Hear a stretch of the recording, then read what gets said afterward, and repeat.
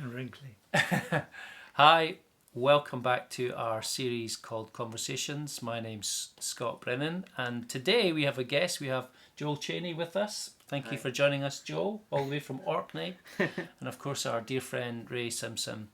And today we're going to consider care for creation. And I brought Joel in because Joel has some expertise in this area. So I'm going to leave these two to have a conversation together.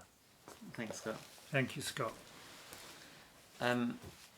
So Ray, why should we as a faith community be even concerned about caring for creation? Well, I realise that some conservative evangelicals think that if you save people to go to heaven, Jesus will come again quicker and you doesn't matter a damn about the world.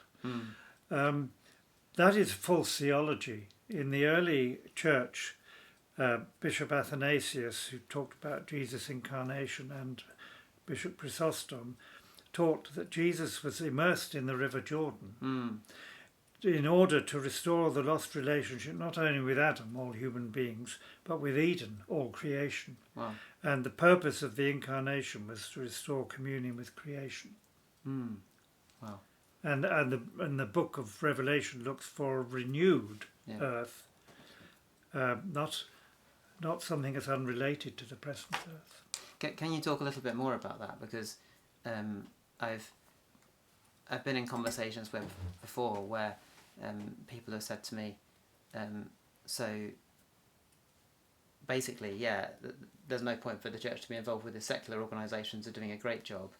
So why do we need to bother? We need to give more of our energy and more of our priority to saving people and evangelising. Can you just talk a bit more about that? Well, in the beginning of the parable of Genesis, God puts the human being to tend the earth and look after it. Almost 90% of Jesus' parables are about tending the earth and looking after the vineyard and that sort of thing. And St. Paul tells us we are the first fruits of a new creation. Yeah. So to divorce us from creation is a terrible disservice to the gospel. And how has this happened? Like, why has the Western Church become so disconnected? Why are we so disconnected from creation? Well, I think we're so ego-centred. And also the dominant economic system in the current Western world, which includes many Christian supporters, is grow or die. So you have economic enlargement, and the environment is taken for granted as something that has no expense. Yes. You just take it as free. Yes. And so you're draining the world and ruining the world in order to get rich for a few. And it's utterly criminal, and it's against Jesus' thing that you cannot serve mammon and God. Sure.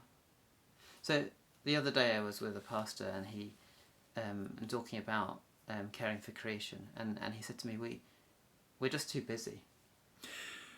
Too busy being self-centered in making the world a worse place in the name of Christ. That's what it is. Yeah. So how can we, as Christians, be better stewards of creation rather than just consumers? Well, I think there are two ways. I think firstly we have to follow Jesus' command that we take time to meditate on flowers, birds, and we treat creation as a sacrament.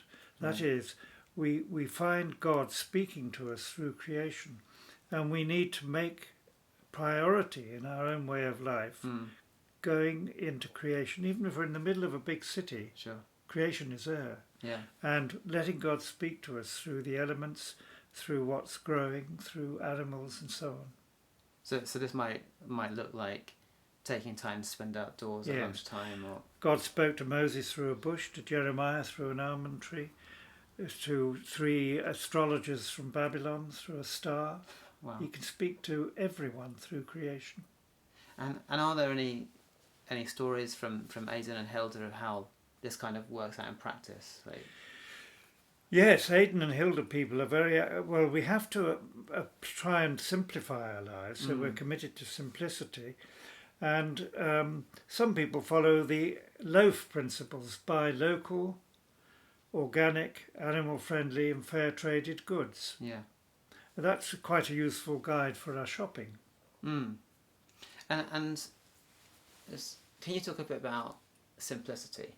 Like what does it actually look like to live a more simple life, and consumerism, and how does that kind of relate to this? We can't lay down rules for everybody. Everybody has to find their own way, but many of us, for example, would eat less or no meat. Okay. We would try and buy food that's grown locally. Okay. So we would stop all this ghastly importing of endless stuff with terrible additives in, Sure. which is poisoning creation. We won't buy stuff wrapped in unnecessary plastic bags, which is destroying the oceans. Yeah. And people, even if they live in the big cities, can have either a tiny garden on their roof or window boxes. Yes. So that growing something is very important. Yeah.